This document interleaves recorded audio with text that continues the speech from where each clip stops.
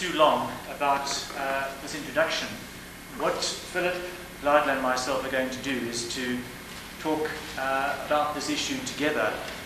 I want to give over to Philip as soon as possible to brief you on the current situation in South Africa, and then I'm going to come back to you and talk about my brief in particular, which is the promotion of the campaign in Britain, which is called Blood, Tears and Repression, BTR. But to introduce Philip, Philip was the Secretary of Shop Stewards at the BTR Sarmcol plant in 1985 when the workers there, the 1,000 workers, came out on strike. When they were dismissed 2 days later, he was then involved in the struggle to maintain the pressure on the company to negotiate and to get the workers their jobs back. Not too long after that, he changed from being the Secretary of the Shop Stewards Committee to being the Chairman of the Shop Stewards Committee and the local community leader, by virtue of the fact that the Chairman and another of the shop stewards, plus other activists in the community, were murdered by a local Buthelezi group linked to Inkatha. Now, this promotion, you could call it, for Philip, has meant that he is now the leader of the strike-bound community, and he's also the chairman of the shop stewards that are remaining after the murder incident at Sarmcol in South Africa. Philip is also on this occasion the representative of NUMSA, following their conference earlier this month of about 200 representatives from BTR workers in South Africa who met in Durban to discuss affairs relating to BTR in South Africa, and in particular to the Sarmcol dispute and the solidarity that is required to settle that dispute and to win the workers' reinstatement. As Philip will explain to you by going through the report, one of the major things, one of the major tasks taken on by NUMSA in South Africa is to organize the other BTR workers in South Africa.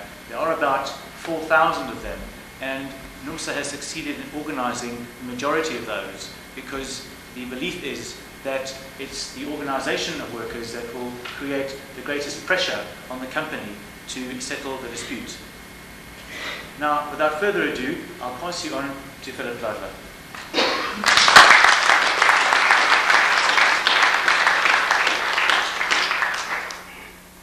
Thank you, Comrade Chair, and thank you, Comrade Mike Murphy, for introducing me in this room. To me, it's very much important to be here in this conference.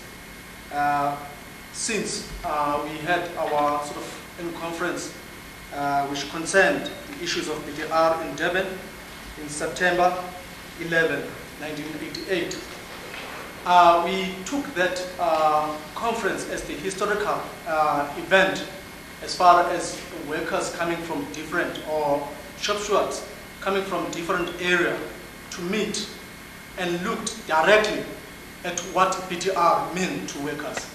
So at this point of time, I think it's also very much important for all people who are here to take this issue seriously, and other issues that are related to South Africa, as Comrade Chair have just highlighted some of the issues as apartheid. But before I would just go further in my discussion, I would like to point out in our report, in our discussions, what through our research we have actually found out from the company, the role that the company has played so far in South Africa. Maybe I'm sorry that some comrades didn't have this report. We couldn't supply all comrades with a report yet, but those who have got report, I believe they will share somehow. Just to highlight,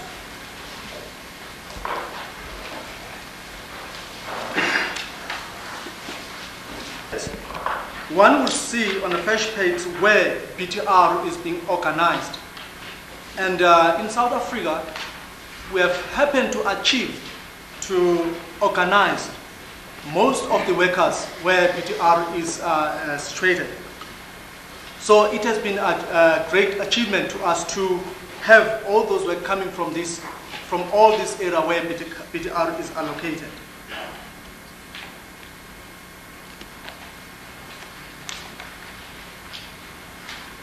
And we have happened to also go in details or in research as to how profit BTR has done its profit in 1987, which appears in page 2.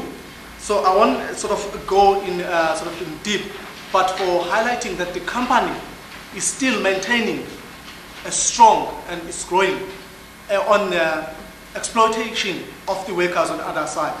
So we must actually point at clear that the company is growing and making profit, and its bottom line, it has been said openly, is to make profit. So the question then lies, what about the workers on the other side, whereby one sees the way they have acted in most of the plants, like in Sarmcol.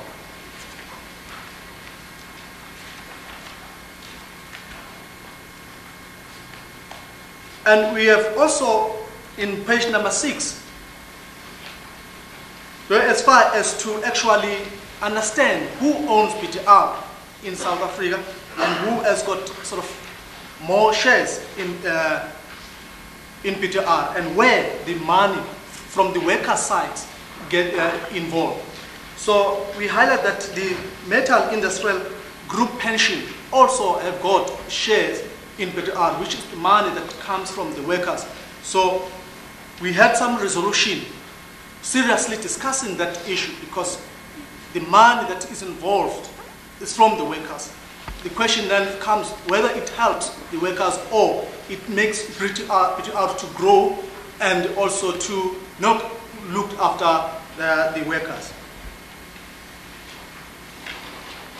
So on page 7, one will look at how the plants, division of the factories in BTR. And we have looked and we've done this page very seriously, because there are a lot of implications as far as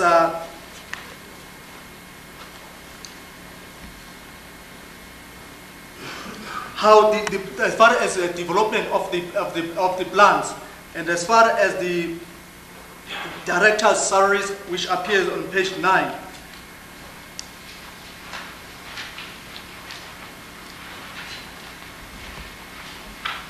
The workforce and the membership in each and every plant. If one looks at page 11, we'll see that most of the workers in that sort of graph shows that they are now organized. So it's now left from this house, as well as from South Africa, to formulate a strategy and a clear strategy as how to one would face this multinational company. Then on page 12,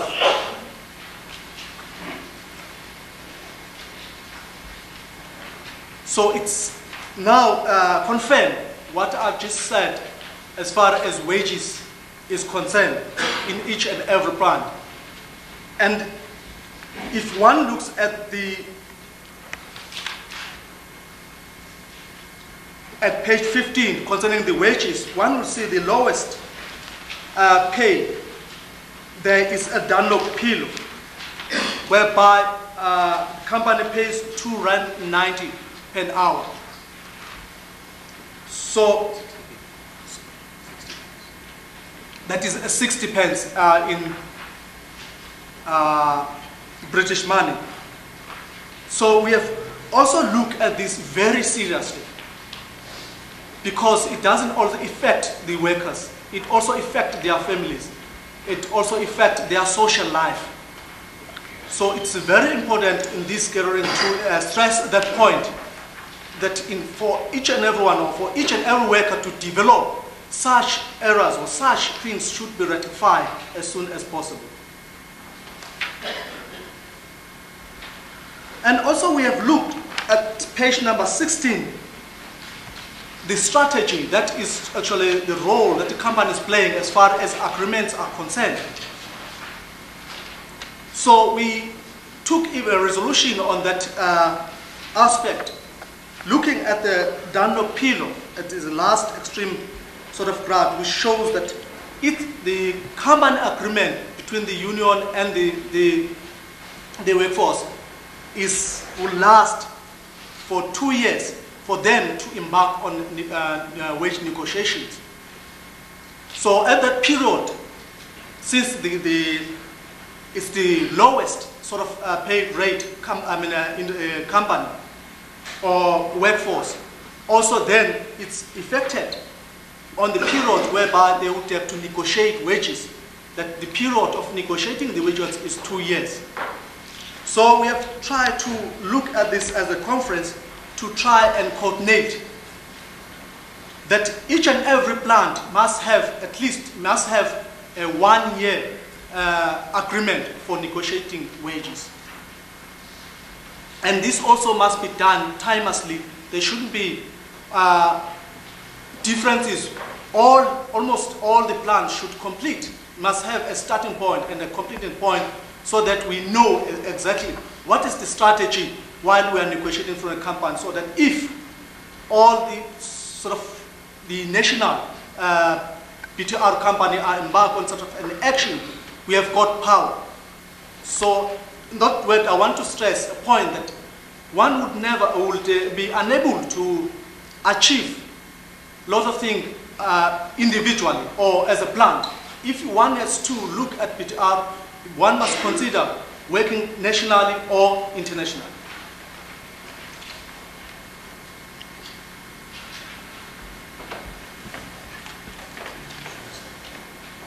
So they were sort of, I've just gone through the file very quickly, but so that it will serve people to maybe look at the file. But there were some resolutions that were taken directed to this sort of, to that conference.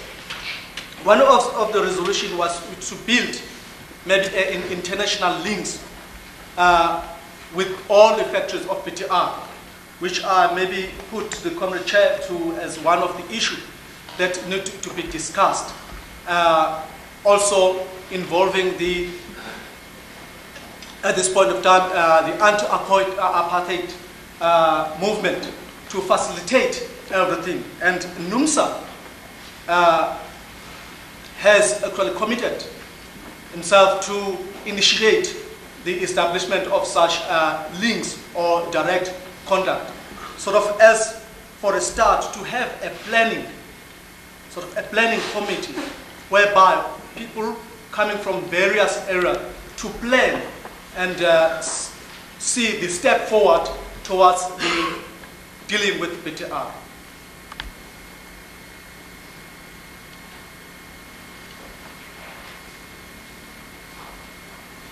So I think that will be then a matter of discussion in this Comrade Chair, if he allows that discussion later on, as whether that will be impossible to be considered in this conference. Thank you. Thank you very much. Maybe to respond on that, on SIPSA's side, my point of view, last year we managed to draw all the unions that are sort of affiliated to IMF. We didn't go to negotiate wages as NUMSA independently, but we draw all the other affiliates that are affiliated to IMF to come to approach the negotiations as of different unions to have a majority there. So I think with that sort of a strategy, it had worked, because it wasn't looked as NUMSA maybe having its own strategy, but it was coordinated through IMF, and all the unions were sort of committed to follow or to work together in order to face SIPSA. As I would then foresee, trying to work with the BTR will be the same strategy whereby the coordination or the planning is done internationally, so that we'll have more impact. Wonder where does Shirley Williams and Stuart Warner fit into the BTR mold?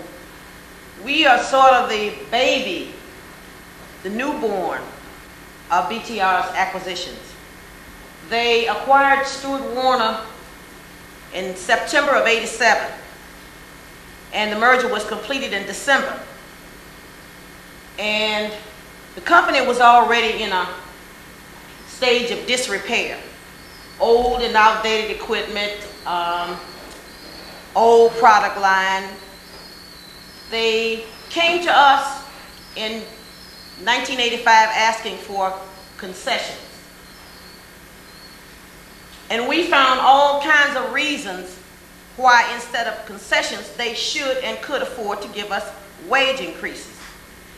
And as we began to question some of our members, we learned some really horrendous things about the equipment that they were working with. People were virtually working with machinery that they had to rubber band and wire up. We got an organization to do some research into Stuart Warner's financial background and found that they were paying like 127% in dividends to the stockholders. And things just went from bad to worse. What we didn't know when we had negotiation in 1985 is that BTR had already been approached to take over that company. And it came about, like I mentioned, in September. And I'm here as a delegate from my membership to learn as much as I can about BTR. And what I'm learning is even more frightening than I thought I would learn. I'd like to say I'm happy to hear from Mike Murphy that we're going to be hearing more about what's going on in South Africa, and that we're going to be talking more about strengthening our ties worldwide. And hopefully through strengthening our ties worldwide, we will bring about corporate responsibility. And that is what is lacking with a lot of these multinationals. It's dollar over human lives. And I think that if we really, really work together, we may be able to bring about some changes. And people who are taken over by this company have any idea of the background. I mean, I know I met the Stuart Warner people in Chicago, and they were just beginning to find out about this at this point in time. But I also recently was in Australia with my equivalent union in Australia, and I had a meeting with the national organiser there. Now, just as about the time I arrived in Australia, you had what I believe is one of the biggest takeover bids in Australian history, with BTR taking over ACI, a major Australian company. Now, I spoke to this national organiser. He was extremely well versed in what he was dealing with there in Australia. He knew all about the ins and outs of the takeover, and I actually even got the feeling that they were welcoming the takeover because there'd been all kinds of troubles with the ACI company.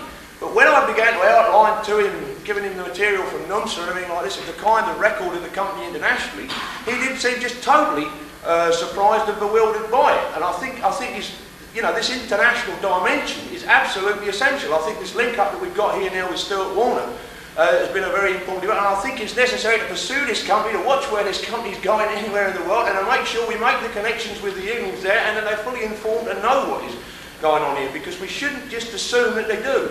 It isn't like that at all necessarily, because they have a good way of trying to present an image, and you can even get situations, and I'm not even sure that the Stuart Warner people, when they first looked at this question, didn't think, hey, this is a good opportunity for us as compared to what we got before, you know? Been at the forefront of many of the disputes with BTR, and I've spoke out against BTR time and time again. And I stood up and I put motions forward, and I fought to get united to fight against BTR, because I know what BTR like. I know them from the very first days, basically, because the factory I work for is basically BTR. It's a label and building rubber company. And BTR was born from the label and building rubber company. The whole history starts from there. We've gone to conferences, we've attended them, we've told other colleagues within the industries what BTR's been like. We've hammered the table, we've warned people what was coming. We've tried and better tried. We stuck by our own colleagues down in London, hangers. A lot of our other members stuck by them. We fought out. Unfortunately, we lost out. I hope you win, because BTR needs to be taken down. Comments and questions that have been posed this afternoon. Bobby. Thanks, Chair. Comrades and Chair, I think our colleague from the TGWU is, to some extent, been a bit critical of the way in which the conference was organised. One has to remember that both Mike and myself, have been trying to organise this conference since May. And it was a difficult conference to put together. We tried to put it together in line with the inaugural night's entertainment by the Sisters of the Long March. To get such an international gathering together, in the first instance, is extremely difficult. We are dealing with economics, we're dealing with repression, we don't know whether delegates can get here in time, we don't know whether delegates can even be here. We know of one delegate who at the present moment is situated in Berlin. He knows he can get out of Berlin from the conference he's attending. He wanted to be here, he was scheduled to be here, but there was no guarantee that he could get back to Berlin. So we have many problems. We have problems in Trinidad. We invited our colleagues from the Australian unions to be here, but again, geography, economics, etc., make it difficult. So we're not making apologies for it, we're just giving you the reasons why certain things. Most of the national unions in the United Kingdom were made aware that this function would take place today, and it was put open to them. There are many unions involved here who have been advised by their national centre. Our colleagues from MSF are here, the AEU are here, your good self are here, GNM are here. The stewards of the GNM who are here at the conference have broken into their own week study to give the time to come along. Now let me make this as a pledge on behalf of the Central Executive of the GMB. As Dick Pickering said at his initial introduction, the GMB have been at the forefront of the fight with BTR. We started off, as John Bibby has said, domestically, because we were in the front. We were in the front. We were the union in Dunlops that were making the running, and we probably are the only union who set up ourselves to get into bed, if that is the term, to defend our membership in Pilkingtons against BTR. And we send the warning signals to BTR that we will not stand by idly and see BTR rape the jobs of our membership in any other company that they tend to see as cheap pickings. They will not get those rich pickings out of the assets of companies in the future, because we will be seeing that they will do it. But the time has come, comrades, when we have to look beyond the domestic issues of the United Kingdom. And that's what this conference is set out to do. We are in a position where we are defending ourselves against the most repressive internal government that we have ever seen in Britain. But they are nothing in comparison to what the South African government have been trying to do to the natives of South Africa.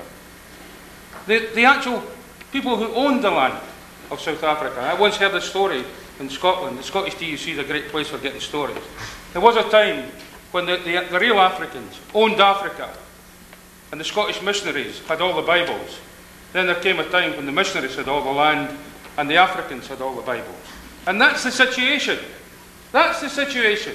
We're in a situation now where the people who don't own the land, the natives of their own country, don't own the land, they don't own the industry, they don't share in the profits, but they share in the misery. All the victories are ours and all the defeats are yours. And that's where we are. This conference, I hope, will stop just talking about what we're going to do in South Africa. It would establish itself as a focal point for another conference. The next conference that takes place has got to stop just talking about what the history of the thing is. We've now got to start to plot where we are going to be in the future, because it is now 3 years plus since workers in South Africa took a step to have what was effectively a legitimate strike, a strike within the law. They were actually striking within the law, and they were sacked for that. And the government took no action against the company that sacked them for striking within the law. Well, next week, comrades, myself and Jim Catterson, John Miller of the T&J, will be in Geneva at the ILO, and since the chemical conference, and I may be stretching a little bit, but in this context I will be ensuring that chemicals also includes the manufacture of rubber, for it is a chemical process. I will be taken the opportunity of speaking at the presidium of that particular conference on the question of multinationals and the way that they're handling people in South Africa and Sarmcol in particular. If BTR wish a copy of the statement, they can have it after I've made it.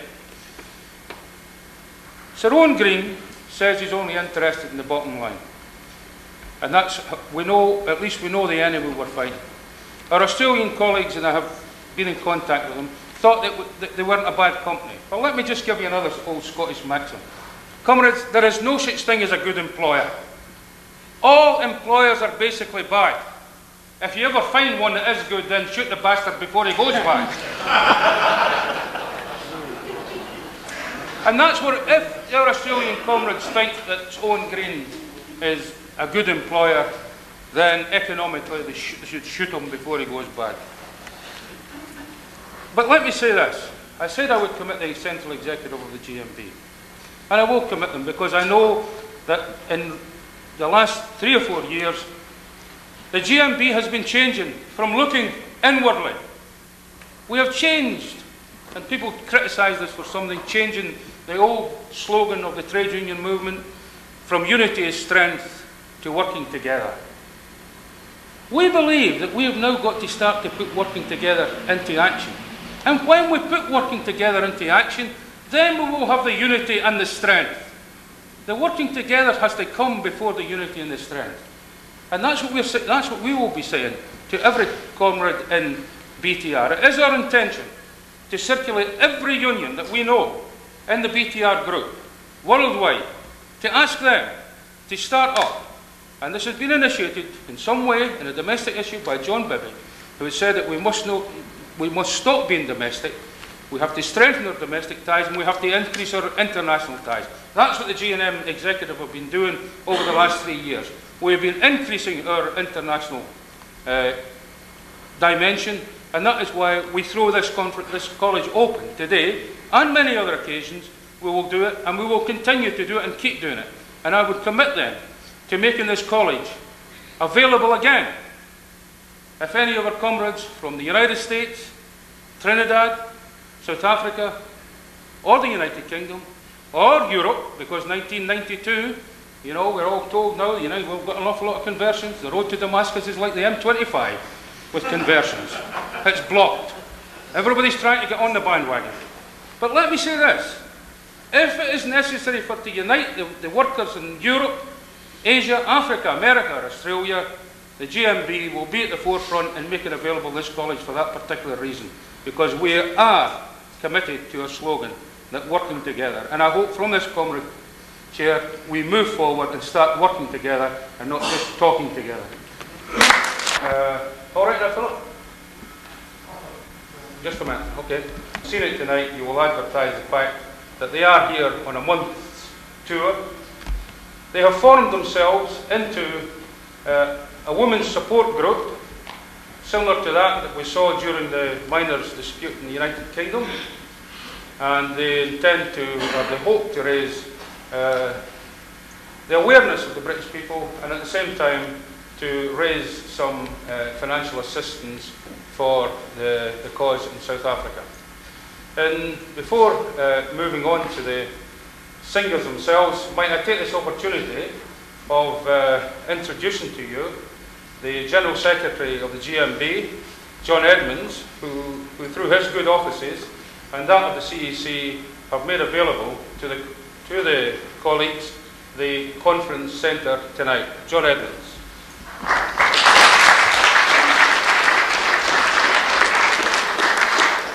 Well, thank you, colleagues, first of all, for coming. And I want to welcome you in a spirit of solidarity, international solidarity, because it is intended to be very much an international evening. we have in the GMB a large number of workers who work for BTR, and many of them have been here today having their own conference, discussing their own internal problems. But the second part of that conference was part of our own approach to the way in which working people should organise their affairs, and that is reaching out to other workers, in this case in South Africa, with the same employer, essentially the same problems, the same need to deal with an entrepreneur who, as Bob has described, cares little for employees, cares little except that they get that return on capital. The only difference is that in South Africa we see the BTR style brought to its horrible conclusion. In Britain, there are certain traditional, cultural, and even still a few legal restraints on exploitation. In South Africa, providing the working people are black, there are very few constraints, and BTR operate with very little restraint. So the reason why this evening we've turned the college over to the Sisters of the Long March is in a spirit of solidarity with them. We have supported the struggle of the BTR workers in South Africa from the very first day. Our members have provided, both through the CEC and by their own individual contributions, a great amount of tangible support, but in the end, stoppages, industrial disputes, and the argument against apartheid will be won not just with money and not just with speeches, but with the confidence that comes from the knowledge that their cause is right and that that right is recognised across the world. BTR are a strange company. They've never sought publicity for themselves as a company. Their style has been to buy other companies, to strip them of assets, to strip their employees sometimes of morale, sometimes of dignity, always of benefits, and then, having used the company they bought for a talk time to improve the bottom line, just to screw it up and discard it. That's what's happening in South Africa, and that's what's happening in Britain. Ironically, because of the disgraceful way in which they've treated their employees in South Africa by exploiting to the full the apartheid system, which they support with their own sales and with their own money. Ironically, they have ensured that that BTR name that used to be so unknown throughout Britain and throughout the world has now achieved an amazing notoriety. As their representative in the UK to coordinate the international action against this company. And I don't think I'm giving any secrets away by saying that the GMB was the largest single contributor to that funding. And I thank you on behalf of the ICF very much for that, John and Bobby. Now, the strike against BTR is probably the most important strike there's been in South Africa in the recent past. It's certainly the longest now that there's ever been in South Africa. The workers were sacked 2 days into a legal strike nearly 4 years ago. The 1,000 workers. The area they come from is a rural area. The main township in Pompomani was built simply to provide housing for the workers of BTR. There is no other employment in that area whatsoever. Shortly after the strike began, a health screening project showed that 20% of the children of the workers were suffering from malnutrition. That was shortly after the strike began. The situation has got far worse since then.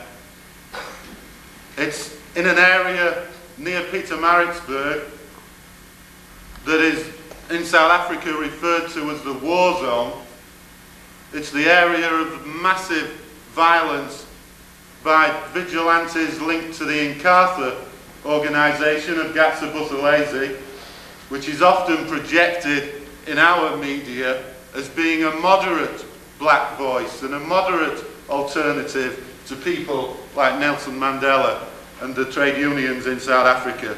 Well, the last thing that organisation is moderate.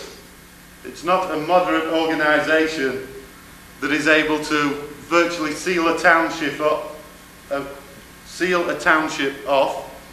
have the electricity supply cut off, and 4 leading members of the BTR strike committee kidnapped, questioned about the union, and then murdered. They were found dead in the burnt-out wreck of a car the following day. That happened just over a year ago. It's one of the most bitter disputes that there's been in South Africa. It is, in my mind, one of the most important disputes. It's something that must be won, and I would hope that in any anti-apartheid circles, the BTR dispute is put on the top of the list of activities that must be done immediately. There is an immediate need for action around that company, which is probably it's certainly the most reactionary employer I've ever come across in the dealings that I've had in carrying out research into the chemical industry and rubber industry internationally. It has no interest in the publicity that has so far been generated against it. A hearing was organised at the European Community to question its adherence to the so-called code of conduct that existed. The company did one thing. It showed the fact that voluntary codes of conduct are totally unworkable because it simply ignored the proceedings, ignored the results of it, and said it had no interest in political discussions taking place in Brussels around its activities. But BTR can be beaten. Unfortunately, one person who was meant to be at the meeting today wasn't able to get across here from a meeting he's had in Berlin. He was a senior official of the Oilfield Workers Trade Union in Trinidad and Tobago, who experienced a very similar situation when BTR took over Dunlop in their country, as the workers here at JT Hangars discovered, and as indeed the workers in South Africa discovered. As immediately after the Dunlop takeover, the union was informed a third of their members were to be made redundant, production was to be increased by the remaining 2/3, and give-back concessions were demanded in the contract negotiations as well. Now that union, after 3 years, has now won that dispute because the Court of Appeal of Trinidad and Tobago ruled that the workers were unfairly locked out. The appeal court upheld the decision to fine the company $25,000, and it appears likely that the eventual agreement will require the company to pay the back pay for the 3 years that the workers were in dispute. I would at that point like to pass you back to John Edmonds, the General Secretary of the GMB. Well, colleagues, with no further ado, let's invite in the Sisters of the Long March for their programme. The Sisters of the Long March.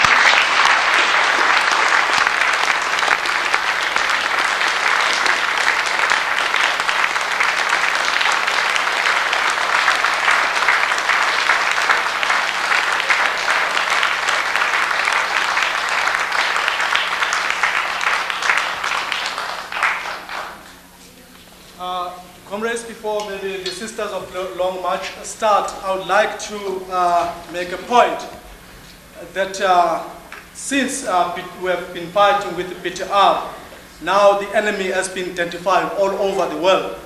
And the slogan that has come out, that the blood, tears and repression, seems to interpret the real reflection of the company. So even though there was those hardships that comrades and all people have highlighted, I would like to make a point that people at Mpopomane and the strikers didn't sit down, and comrades have shown today to come and sort of support and give solidarity towards Sarmcol. So they didn't sit down, they themselves stood up and tried and passed the message the message that will be seen today through the Sisters of Long March, and also the message that once came by the Long March brothers who visited UK last year. And most of the thing then will be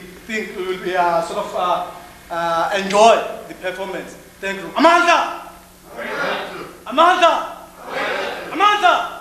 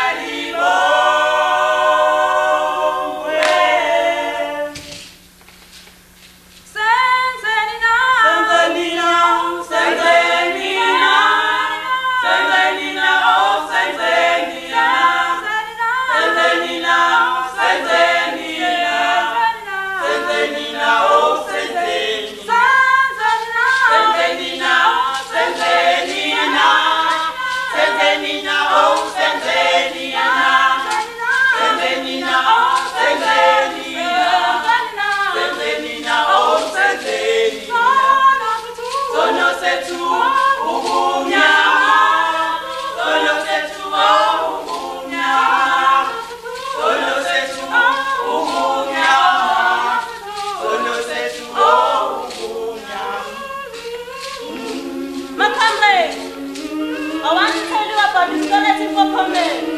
Our mother was on strike. Nobody support us for food.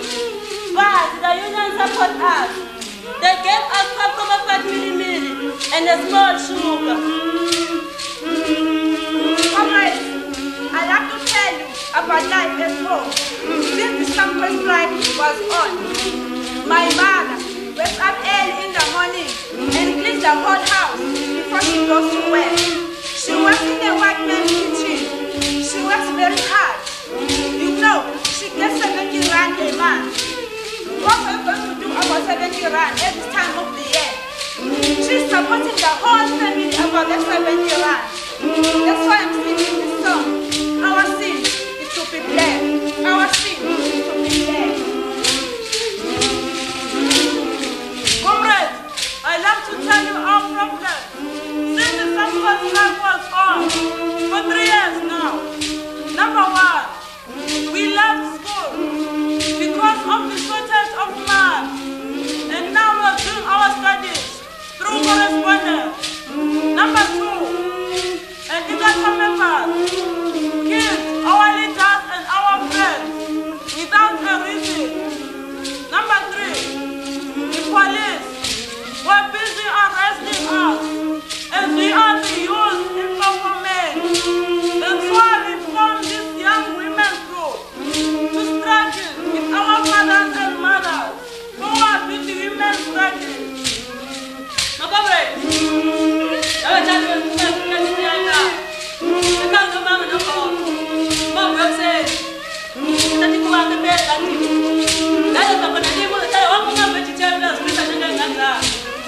Carrot, spinach, beetroot, potatoes, tomatoes,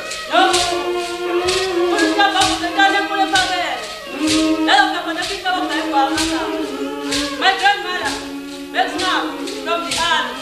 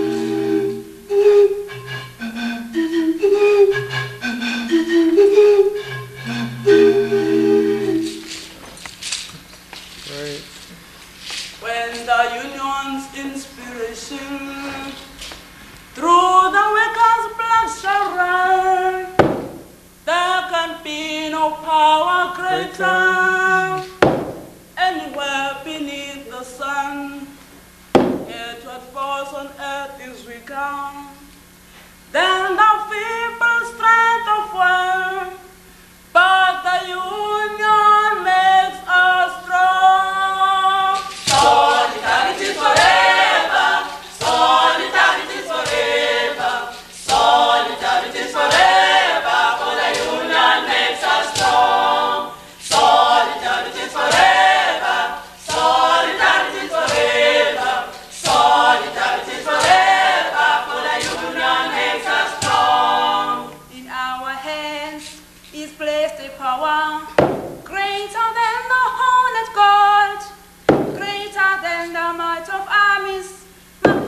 1,000-fold.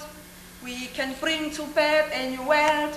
From the ashes of the old, but the union makes us strong. Solidarity is forever. Solidarity is forever. Solidarity is forever. For the union makes us strong.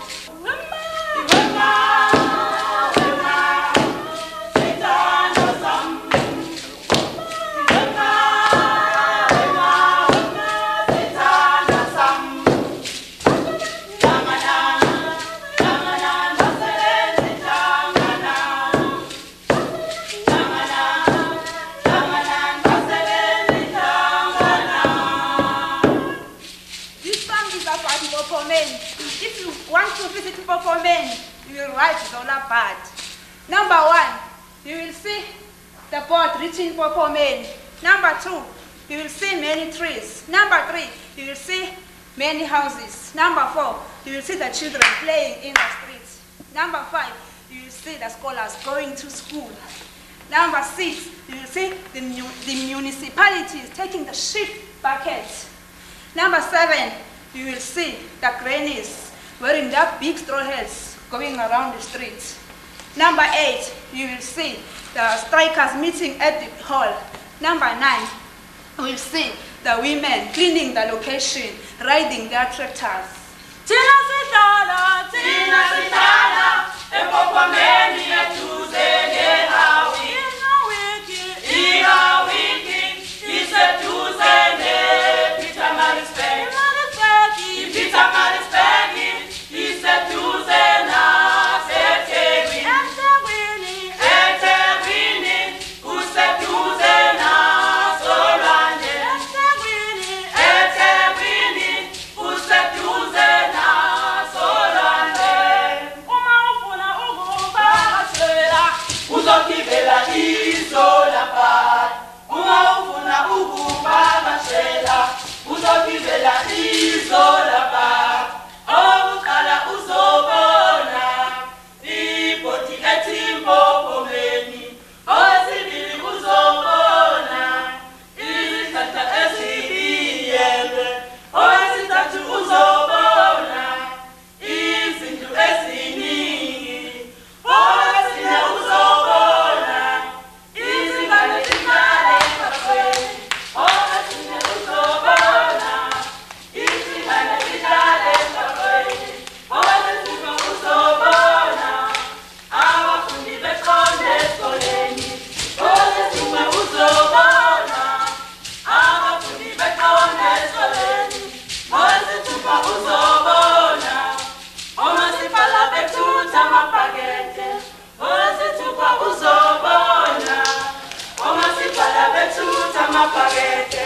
Osine uzobona ogogo begqoka izigqoko. Osine uzobona ogogo begqoka izigqoko. Osine uzobona abateleki behlangene. Uzobona omama belungisa ilokishi. Uzobona omama belungisa ilokishi. Bekibele okanda-kanda, bekibele okanda-kanda, bekibele okanda-kanda, bekibele okanda-kanda, bekibele okanda-kanda, bekibele okanda-kanda.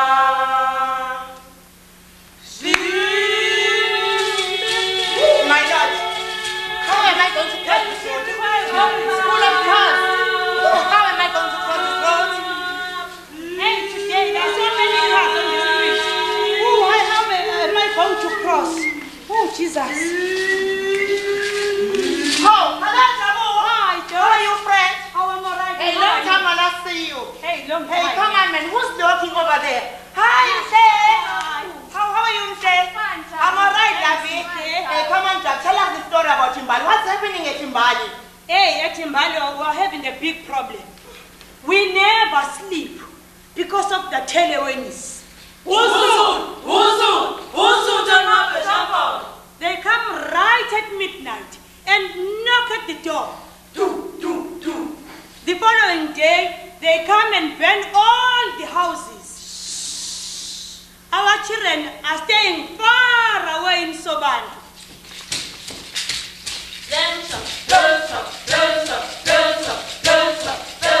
Number one, there comes the Kennewind.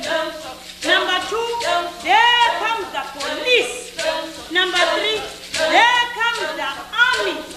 Number four, there comes the plum. Do you know what a plum is? Yes, we know what a plum is. A plum is a funny black man trained by the police to come and heal us. Joyce, can you tell us what happens at your workplace? Hey, Jabu, I'm really having a big problem. I had to wake up early in the morning and prepare for my children. And prepare for my husband. Where is my shirt? Where is my tie? Where is my shoes? Hey, you, I want my trouser. And I must finish 7 o'clock at work. I go straight to my machine. The boss is standing at my desk. He wants me to work very fast and very hard. I'm waiting, my boss. Yes, my boss, I'm working very hard. Jabu, that's the problem I'm encountering at work. What can you do as women? We must come together. We must unite. We must unite. Come together. Come together. Tanganani, women of Africa. Come together. Come together. Tanganani, women of Africa. Well, hey, awusiqoqele kwenzekani le mpophomeni? Oh, did you wake up at 5 o'clock in the morning? And you went out at 8?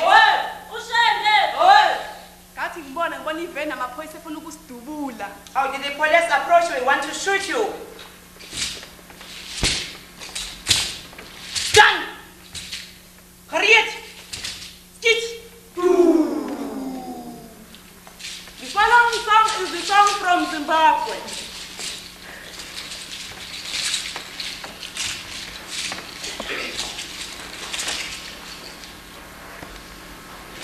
Kure kure kwatinokwa, kure kure, kure kwatinokwa, amai na baba, azosangana ko Zimbabwe. Kure kure kwatinokwa, kure kure, kure kwatinokwa, amai na baba, azosangana ko Zimbabwe. Wasikona toyena, sangana ko Zimbabwe.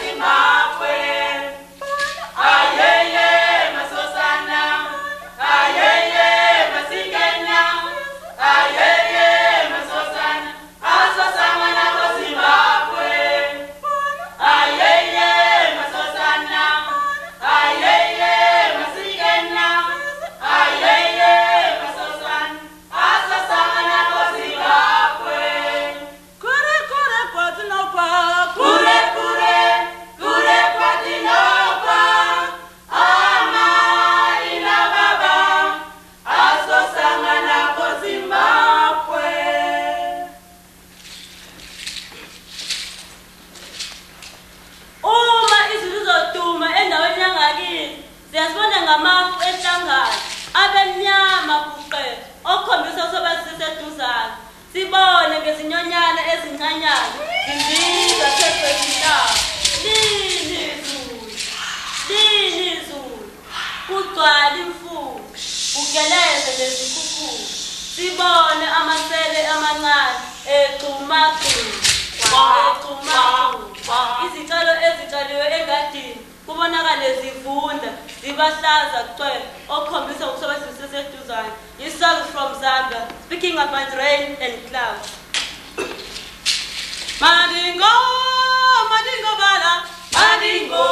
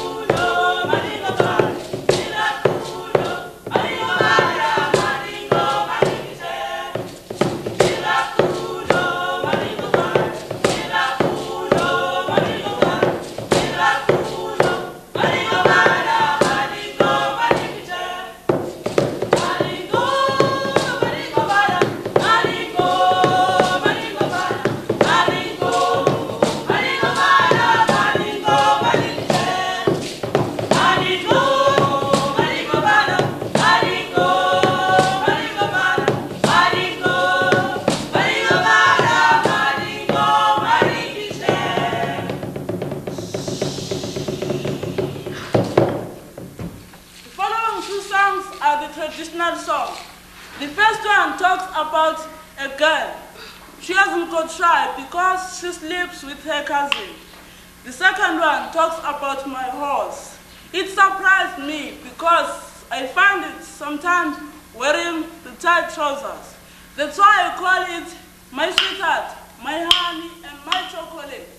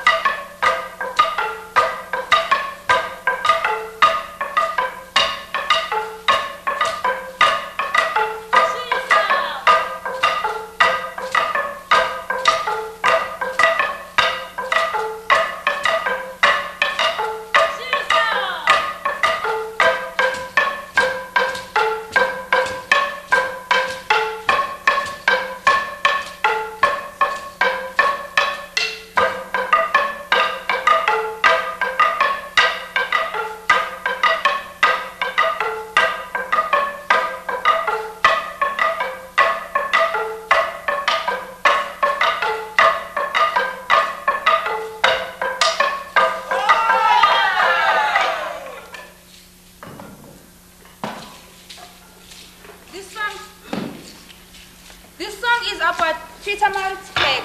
There are many people at Pietermaritzburg. These people have joined different organizations, and the government has chosen sides. Day by day, people are dying.